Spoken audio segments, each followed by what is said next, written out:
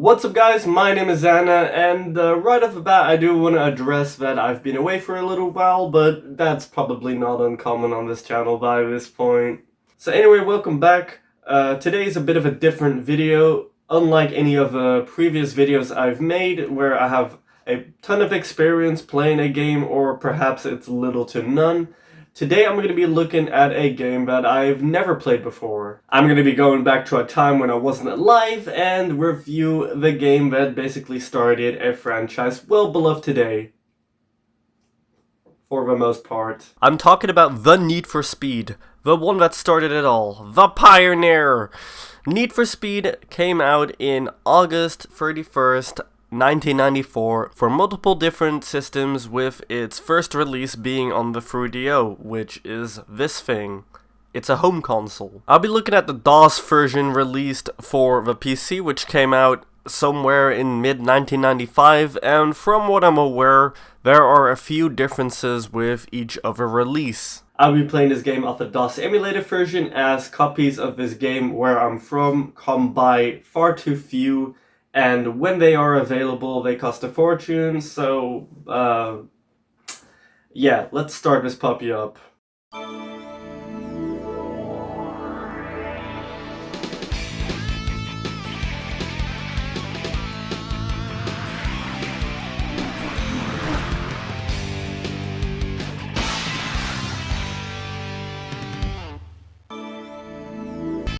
Well, it's working as expected. Although I didn't think I'd be greeted with all these options in my face right away. The PlayStation 1 version actually has a really neat UI menu and has everything pretty nicely packaged. However, I don't own a copy of this game for my PlayStation 1, so I'll just be displaying some snapshots as shown on the screen. Anyway, we can select one of the following 8 vehicles: a Ferrari 512, a Lamborghini Diablo, a Porsche 911 Carrera, a Dodge Viper, a Honda NSX, a Mazda RX-7, a Toyota Supra, and a Corvette, which I think personally has been mugged off the most. I mean, pick your poison, a car with 200 polys or one with 50.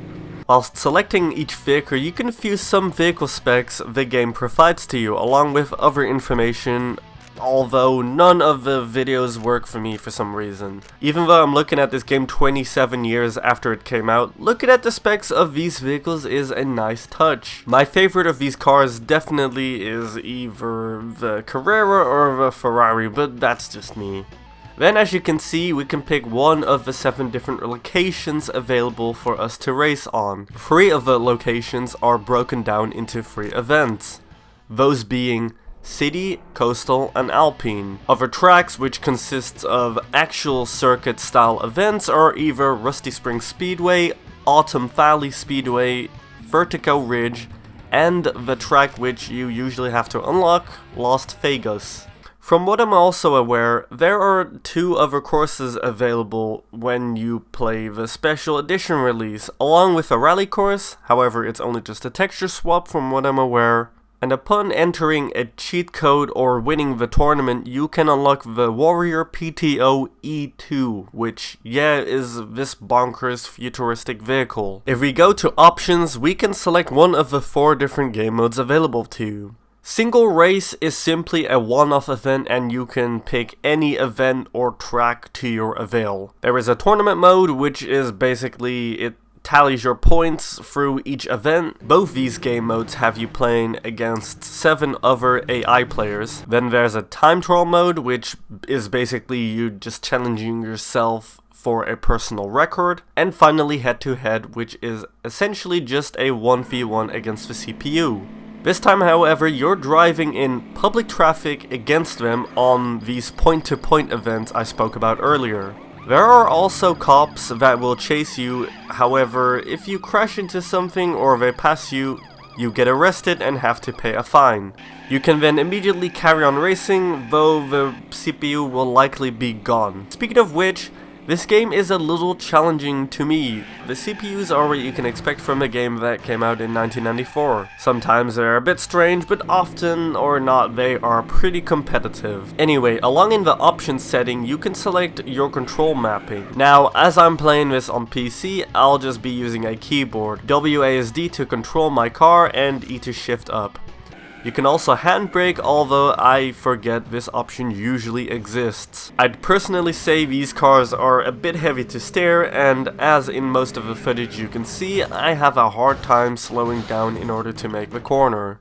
Also, there's a cockpit view, which if you press C, you can adjust your camera controls, although these look like direct images taken from the real-life counterparts of these cars. I can imagine if you were really young or like when the game was released, at the time this must have been really pleasant to look at though, with all the speedometers reacting to your gameplay. As for how sound goes, a lot of it is pretty simple, but I can't ask all that much. The rock music on the main menu keeps restarting the moment you select a different option, and the music stops altogether during races, but again, this might be a difference the DOS emulator version ultimately makes, and I know that the special edition version actually has the music playing in each event and other modes as well. There is also some techno music here, and there appears to be more soundtrack to this game, which I'm guessing the special edition probably includes. As for this game's appearance, I think it's aged decently. The only games to predate this game that we can really compare it to is either Super Mario Kart, Outrun, or various Formula 1 games. Whilst Super Mario Kart came out in '92 for the SNES, I don't think it's fair to compare Mario Kart to this game. Outrun came out in '86 and was basically sort of their only real arcade racer at the start, and well, most F1 games focused on trying out a more realistic approach rather than an arcade racer. I'd say the only other games that somewhat came close to an arcade racer would either be Daytona USA or Sega Rally Championship, which came out a few months after Need for Speed. So I would say when it came out for PlayStation in '94, it was pretty revolutionary and a huge risk as this genre of games hadn't hit the market yet. But I think the gamble paid off and made way for more to come. Eventually, in the second half of the 90s, the racing game genre took off to the point that in March 1997, we got a sequel to the Need for Speed, called The Need for Speed 2, which we'll be looking at in the next video. However, let's take a look at the grand scheme of things here. The Need for Speed came out in 1994 when three-dimensional graphics were being experimented on and were just starting to hit the market. So, as a whole, can I still recommend you this game in today's day and age? That's a tricky question. For one, accessibility to this game isn't the biggest, as it isn't released on any other consoles outside from the devices I mentioned earlier. This game isn't on like Steam for you to purchase, and getting a physical copy might be a little tricky. Not only that, if you wanted to play this, to me the most ideal way would be you owning either a PlayStation 1 or 2. If you want to get a legit PC copy, you could get one provided to you that it doesn't cost £1 million. Like, Jesus Christ, right now I'm just not in the position to spend this amount of money for a game I'll maybe play for 20 minutes. There are a few cheaper copies that don't cost as much, but I'll pass for now. I guess you could buy the very first original thing it came out for, the 3DO, which is just like a video game console that didn't really take off, and there is the Sega Saturn release. Yeah, I don't need a Sega Saturn in my life right now. But back to what I was saying, can I still recommend you this game, or are there just better alternatives? Well, I myself didn't grow up playing these games, but I do think it kickstarted the genre.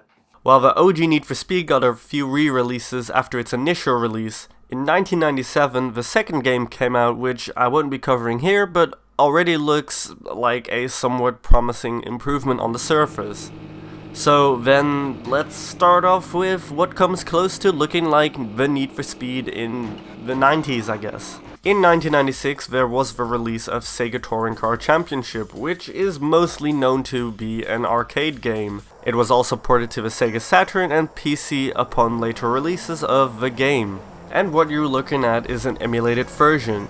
I think the PC release looks a little more optimized, but I couldn't find a PC copy. I think it's a pretty decent looking game for its time. It of course has a few flaws. I mean, the controls were awful when I played this and extremely arcadey, so yeah, take it for what you will. We had Daytona USA 2, which came out in 1998, which, I mean, it's not a huge game. Again, with that put to mind, this is an arcade game that later saw desktop releases, but it looks and functions really well. I myself have played the legit arcade version and approve of this project.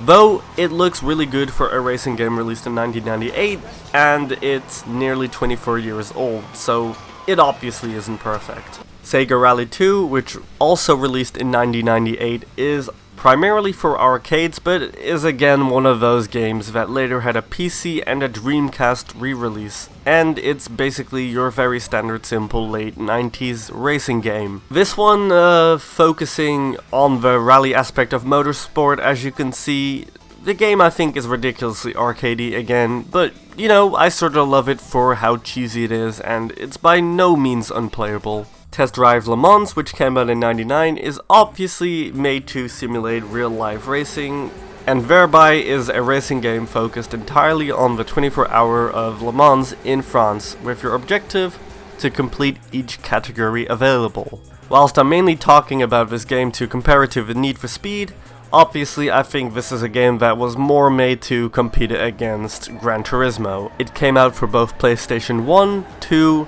PC and Dreamcast, which I think are the better looking versions of this game. These also exist, but I think they definitely don't hold up in terms of graphics. Racing Lagoon, which came out in 1999, was also a game I quickly wanted to throw into this. I don't have much to say, I've never played this, but it looks like it has some qualities that kind of stand out. Colin McRae Rally 2.0, which came out in 2000, is again just a game I wanted to quickly talk about, and it's a rally game, nothing related to Need for Speed, but I think it looks pretty cool and it aged really well other than the slippery controls, but I think everything is put neatly into this package. And lastly, the elephant in the room, Gran Turismo was released exclusively to the PlayStation 1 in 1997. Now, this isn't a Gran Turismo video, so I'm going to keep things relatively short. The game obviously took 5 years to make, and the development for this game was pretty brutal. However, all of it was ultimately worth it, wasn't it? When the game was released, obviously there was nothing really that came close to the standard it set. Now, for more info, I can highly recommend you watch this video of Colourshed for a more detailed and streamlined experience talking about Gran Turismo, but yeah, obviously Polyphony were successful as Gran Turismo became the most selling game for the PlayStation 1. And if I had to recommend Need for Speed or Gran Turismo, then well, I think Gran Turismo has aged much better and was the best of its time when it came out. But by no means do I think that makes the Need for Speed a bad product. I don't think I'll ever play this game unless I need to capture footage for it or maybe something else, but as a product that is nearly 30 years old, I think it has aged pretty decently. If you still have your PlayStation 1 or 2 lying around and you have a copy of this game, then fuck yeah, play it. You know, it's kind of hard to really play over something like Gran Turismo, but it's Need for Speed, hell yes. So, play it if you have it. So, with that, and a pretty dogshit opinion from me about this game, I mean, I didn't grow up playing this game, I have no nostalgia playing this, but I definitely do, I don't know what you expected from me, but I did enjoy playing this. I had fun with it, and I enjoyed myself playing it. And with that, I'm gonna end the video. Thank you guys for watching, and peace the fuck out!